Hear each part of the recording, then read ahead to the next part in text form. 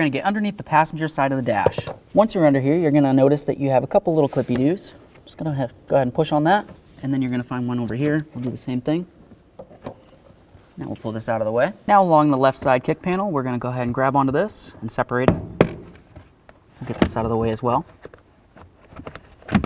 So now behind that side kick panel, we're going to follow this wiring. This leads to the blower motor resistor.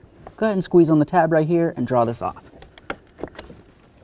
Check for any corrosion, assuming it looks good, just set it aside.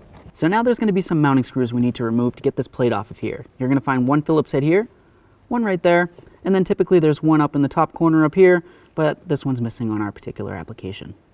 Let's remove both of what we've got, and then we'll move along. Now typically up along the top, there's going to be a little bit of a clip. Go ahead and squeeze on that, and then draw this off. Now both of your cabin air filters are going to be located right in here.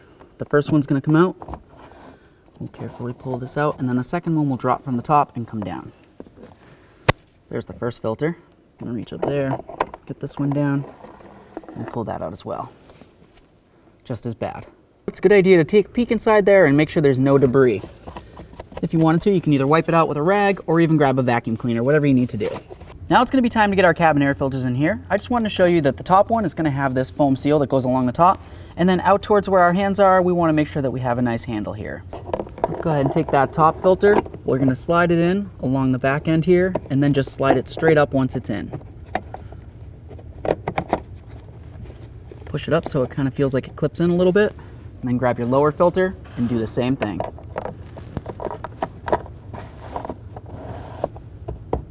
Now it's going to be time to get our cover with the blower motor resistor back on there. Line it up with where it needs to go. The top should click in. There we are. Now I'm going to start in all of my bolts. Once they're all started, I'll snug them up. Now it's going to be time to reconnect our blower motor resistor. Give it a nice push, listen for a click, and then give it a tug. Let's get our side cover in. You're going to notice you have your little hooky-doo there. That's going to slide into this slot right there. Put it in like that, and then these right here are going to go into their corresponding slots.